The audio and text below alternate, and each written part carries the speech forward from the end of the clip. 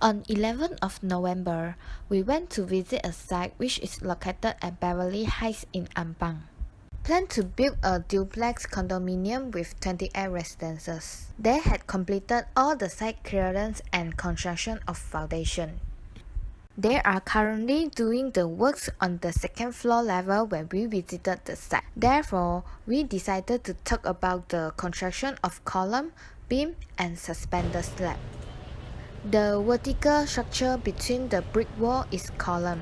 Column is very important because it transmits the load from ceiling, beam, slab, and including its own weight to the foundation through compression. Normally, the main reason that causes a building to collapse is the failure of column. Beam is the horizontal member of a structure. It acts as a medium that transfers the load from slab to column or walls. Before erecting them, the columns must be already cast as they need to rest on the column. Slab is a flat horizontal surface that withstands load imposed upon them, including dead and live load. It then transfers the load to the beam. It also restricts the transmission of sound from one floor to another floor. Slab provide accommodate service and let the people work on it. The main elements that used to construct column, beam, and floor slab are reinforcement bars, formwork, and concrete.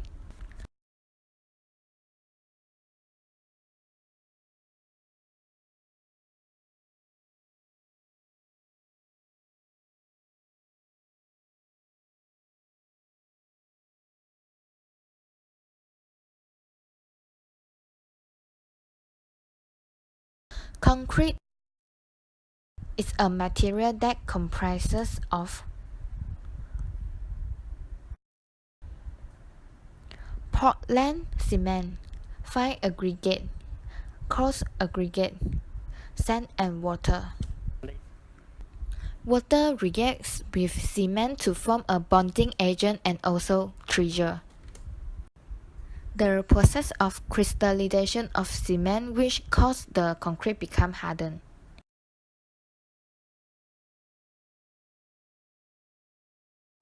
The categories of concrete are divided into different grades. The most commonly used for column, beam, and slab is grade 30, which the ratio of cement, sand, gravel is 1:4. Concrete is strong in compression as the aggregate efficiently carries the compression's load. However, it is weak in tension as the cement holding the aggregate and crack. Concrete usually set within 24 hours and gains its strength during hardening period, which normally take up to 28 days. Concrete can be manufactured in a concrete transit mixer while transporting to the site. This type of concrete is called ready-mix concrete. Besides that, it can also be done in the site either by hand or concrete mixer.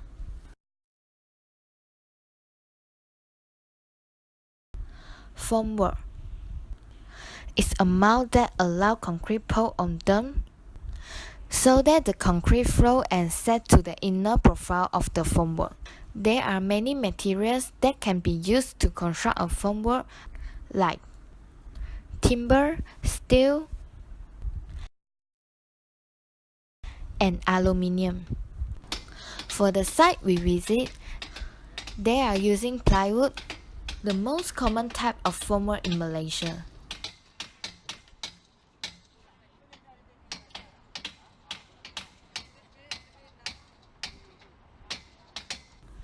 Plywood is cheaper compared to other material and is easy to work with as plywood can be constructed by using hammer and nail.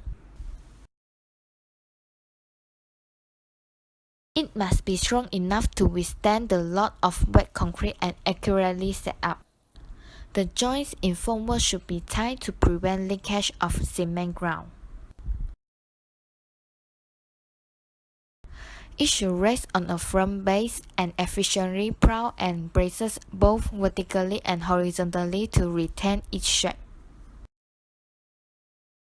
Reinforcement bar is mesh of steel wires that are embedded in the concrete for the purpose of holding the concrete in tension. It is materials that can be easily bent to any required shape. The surface of rebar is often grooved and notched so that it is capable for developing adequate bond with the concrete. The common types of steel used for rebar are high tensile steel and mild steel. High tensile steel bars are usually utilized as main reinforcement bars, while mild steel bars are used as stirrup in beams or links in the columns. The standard length of the steel is 12 meters. Therefore, if a length is more than 12 meters required, two steel wires have to connect together. Steel bar comes in many different diameters. The nominal sizes are 6, 8, 10, 12, 16, 20, and so on. Mesh fabric reinforcement, which also called BRC, is one kind of steel reinforcement that used in concrete slab.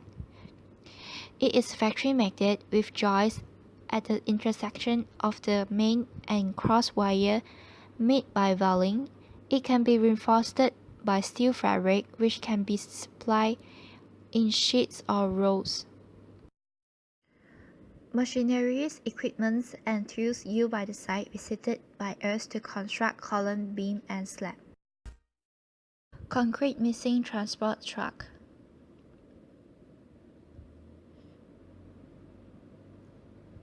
It is designed to mix concrete, water, and aggregates while transporting to the construction site. However, sometimes the concrete had already been mixed in ready-mix concrete plant, then only filled into the truck. The concrete is maintaining its liquid state by the action of turning spiral plate fitted in the drum.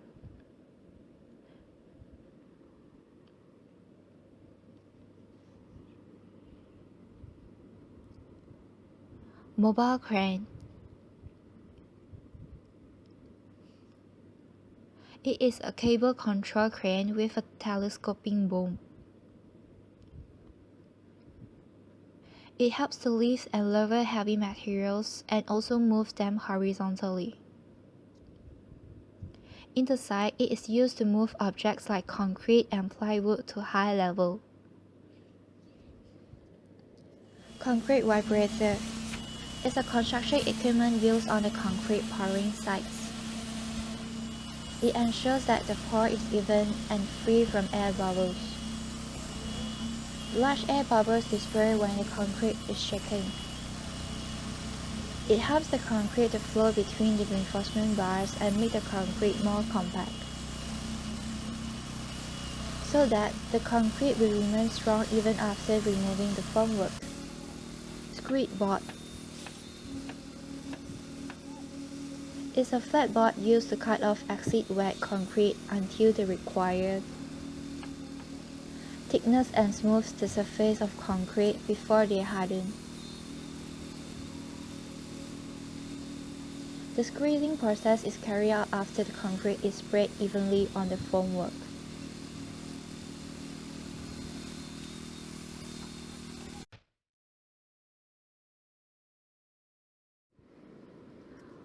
Concrete racks is used to spread the concrete after it is freshly poured for the minor touch-ups on large areas. Pre-layering for the new concrete before the concrete is smoothed by screed board. Concrete racks had a tie on the back of the blade to help lift rebar or wire mesh to position before the concrete begins to be hardened.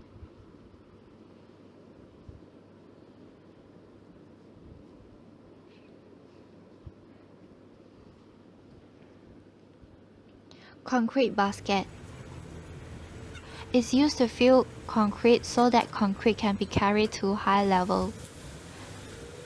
It is connected to the cable of the mobile crane. There is an opening at the bottom of the basket which is closed during the concrete filling.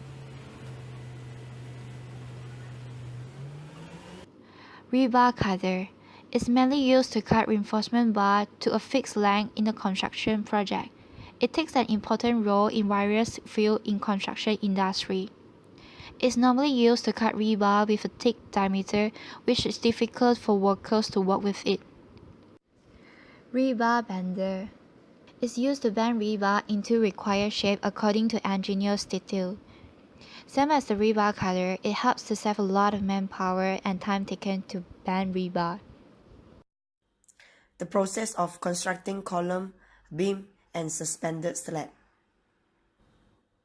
First, the vertical bars of column are cut into the required length by rebar cutter and bent into the required shape. The vertical bars are tied with the starter bars of the column below. After that, the vertical bars are then tied together by links. The links are distributed uniformly across the main bars. Its function is to resist shear force and bursting out effect. Spacer block is added to the sides of the rebars so that the rebar can stay in the correct position. Now it comes to the formwork part. The formwork for column consists of side and end panels, yoke, bolts, and weight. The worker cuts the panel of formwork into required size. The panels are erected around the side of the rebars.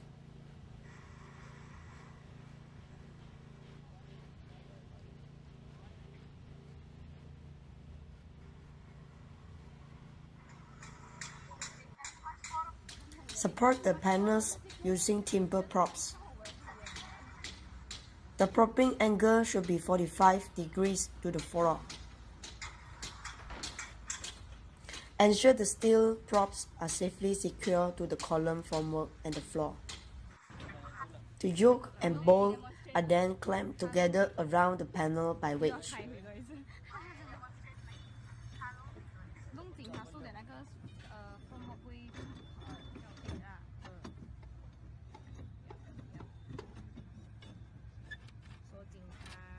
And then just knock the nail.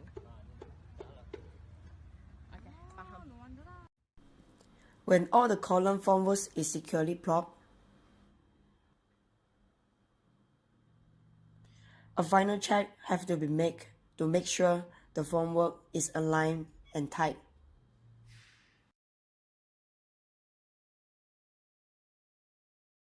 Concrete is casted into two lips. If the column is more than 5 feet high, it is to avoid concrete segregation.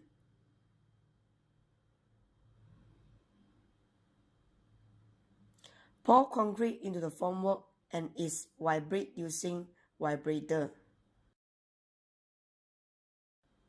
Formwork is removed after 3 days.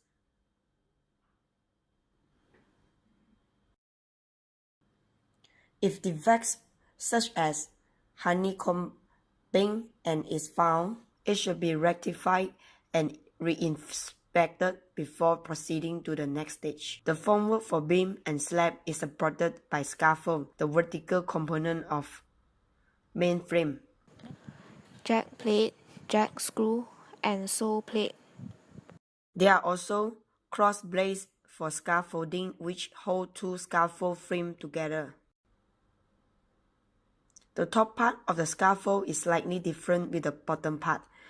It is formed with U-head to support timber joists. The timber plank, which also known as the formwork of slab, is supported by the timber joists. Timber joists are positioned roughly 300 mm apart. The height of scaffold is when adjusted by turning the jack screw until they plumb and have the same height. The formwork for side and soffit of the beam is erected, followed by the soffit of suspended slab. The process of tying the rebar for beam is almost same as for the column. The main reinforcement bars are cut and bent, then tied together by the stirrups.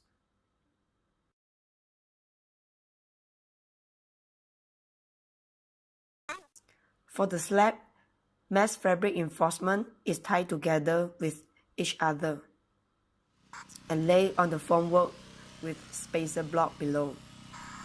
Ensure all the services and ducts running under it are installed and tested before pouring the concrete.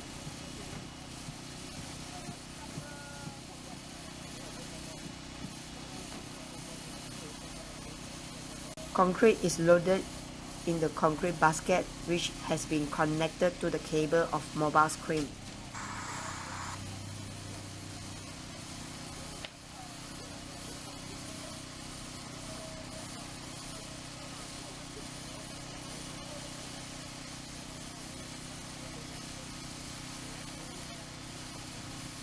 It is then poured over the formwork of beam and slab.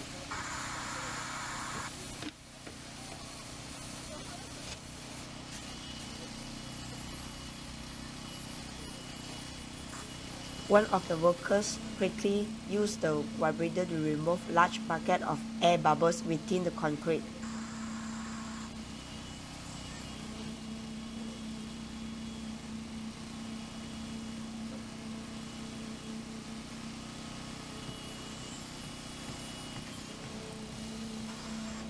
Another worker then spread the concrete evenly over the area by using the concrete rakes.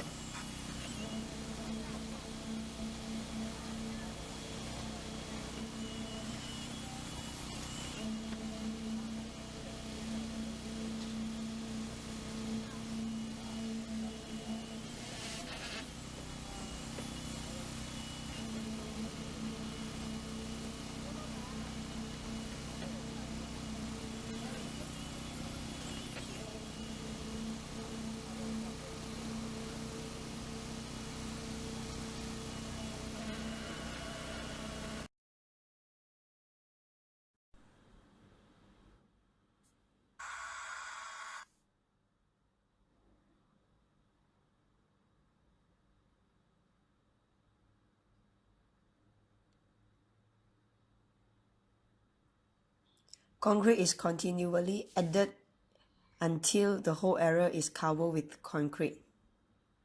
Lastly, the concrete is smoothed with the screed board with the motion of to and fro.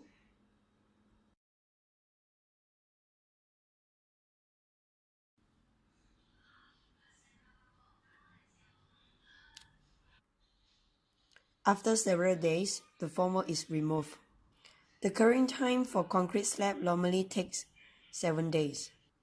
The purpose of curing the concrete slab is to retain the moisture in the slab to increase the concrete strength and delays drying shrinkage until the concrete is enough to resist shrinkage cracking. The curing time for concrete columns normally takes 3 days. There are different methods of concrete curing. For columns, normally use springing water method. Water is sprinkled continuously to ensure efficient curing on the concrete surface. A fine spray of water applied continuously through a system of nozzles provides a constant supply of moisture. This prevents the possibility of crazing of cracking caused by alternate cycles of wetting and drying. For the concrete slab, normally use ponding method. Water is retained on top of the concrete slab. Earth or sand dikes around the perimeter of the concrete surface retain a pond of water within the enclosed area. The filling of water in the pond is done twice to thrice a day, depending on the weather. Finally, the concrete is cured.